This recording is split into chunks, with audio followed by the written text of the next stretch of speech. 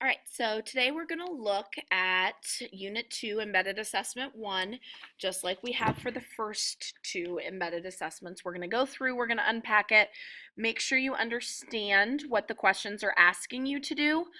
So I'll provide you some hints on some things. I will also let you know about changing to wordings that we're going to be doing on this.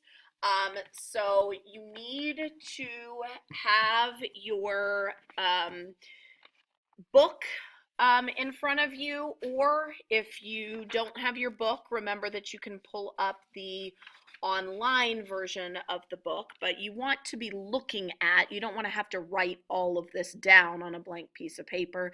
It'd be easier to write it down on this actual piece in your book. So grab that if you don't have it. Pause the video for a sec to get it. If you don't have either of those things, then I guess you're going to need to just get out a piece of paper to jot a couple things down, because you want to look this over. You want to make sure that you've attempted to solve the problems in advance of coming in to actually solve the problems yourself this week. So, number one, Kuncha has 150 feet of fencing to make a corral for her horses. The barn will be one side of the partitioned rectangular enclosure as shown in the diagram above. So that's this guy right here. So what they're telling you there in that first sentence is that when we are using the fencing, so we have 150 feet of fencing, the only parts that are getting fenced are what I'm highlighting right now. So we have 150 feet total to enclose everything that I highlighted there on the diagram.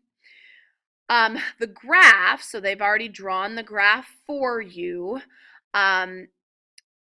illustrates the function that represents the area that would be enclosed. So part A wants us to write a function a of x that represents that area. So first of all, it tells you what to name the function. So you should have, when you write your answer, a of x equals. Remember, this is a rectangle. So rectangles are given by the length times the width. And clearly they've given you one of those dimensions up here. So in order to write this function, you need to figure out how to represent this. Remember, there's 150 feet total. In order to get this side, you would have to subtract this, this, and this, which are all like terms. So you'll take 150 minus this, minus this, minus this, and simplify the expression. That's going to give you this side right here. And then when you multiply these two sides together, that should give you the area. So that gives you an idea of what to do on part A. Part B is the first one where on the typed version, you're going to see it a little bit differently. It's going to say, what information does the graph provide about the width of the corral? The way they originally asked it, I don't think they were making it very clear what they wanted, so we reworded it. And again, you can see on the graph that width is this axis here. So you can look at the graph and tell what we know about the width of the corral from that graph and our x-axis.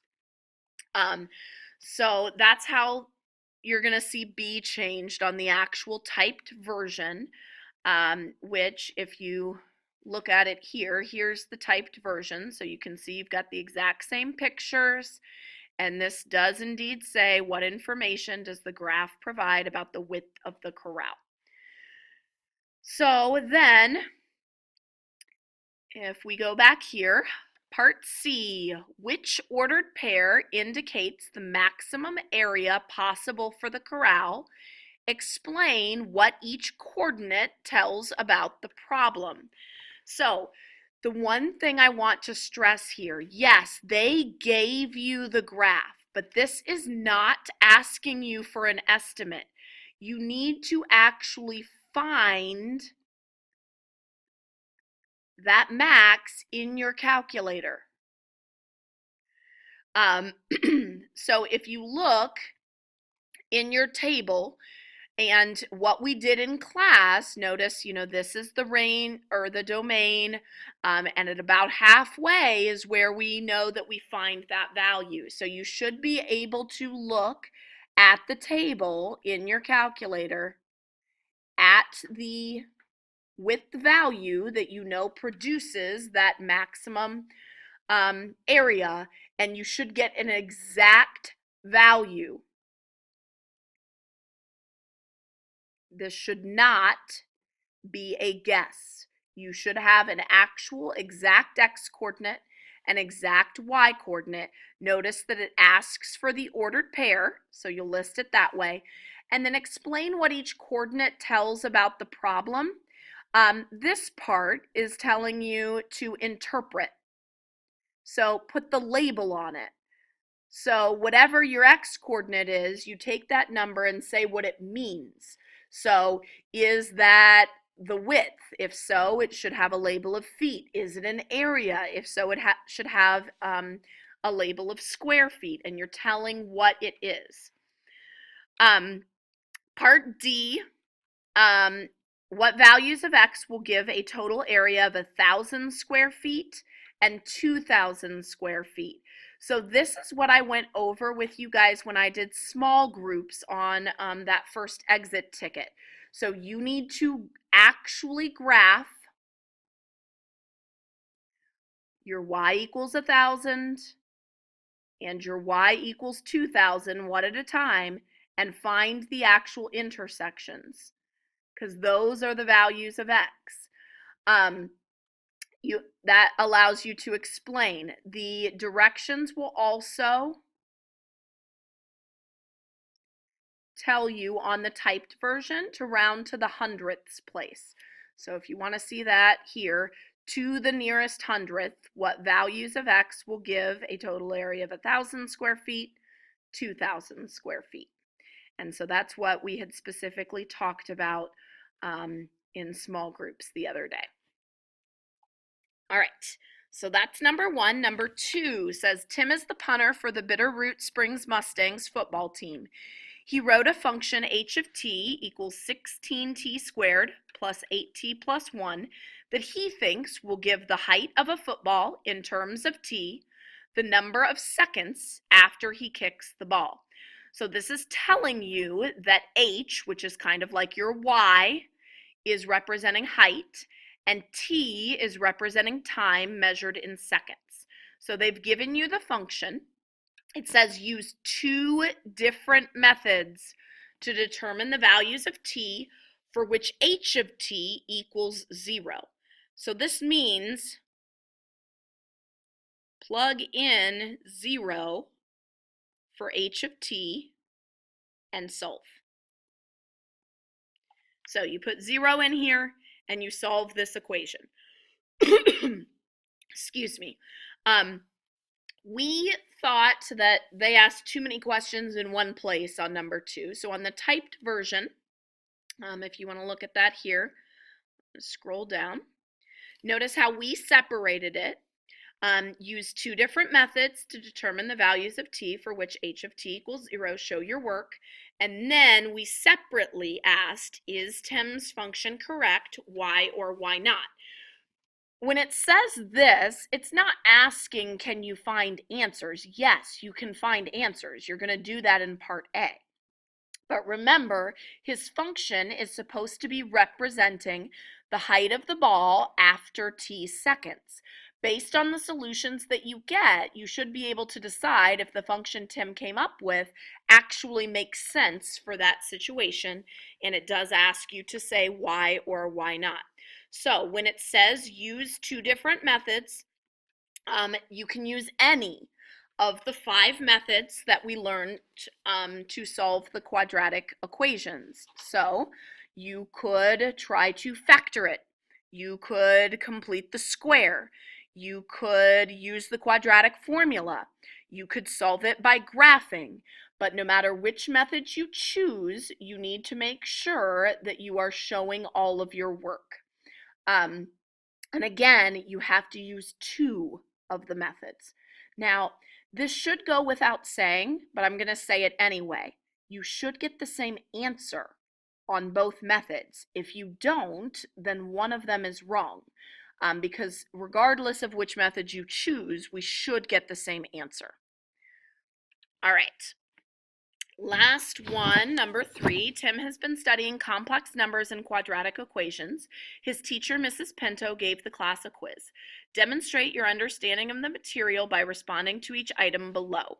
Part A, write a quadratic equation that has 2 solutions. You are so welcome. This is way harder than what we want you to do. These are the working backward problems.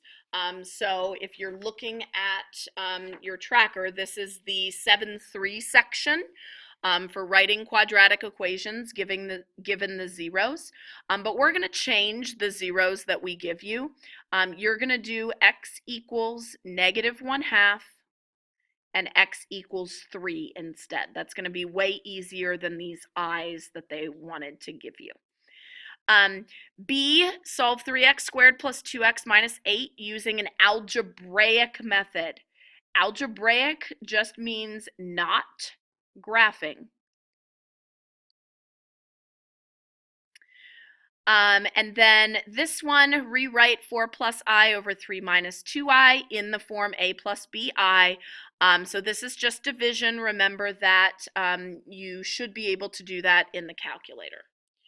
All right, so I've gone through all the changes. I've gone through all the questions. Now I'm just going to kind of go back and tell you where, like if you need to go back and look at old videos, what might help you do that. So these, number 1, these are from the 7-1 videos. There are 2 of them.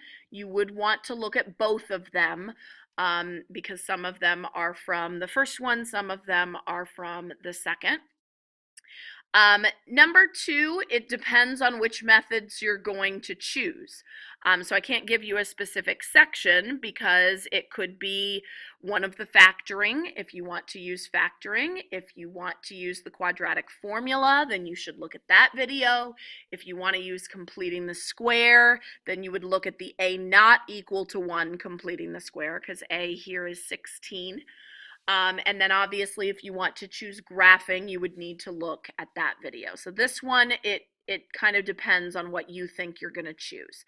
This guy, as I just said, is the 7-3. It's the right quadratics given the zeros.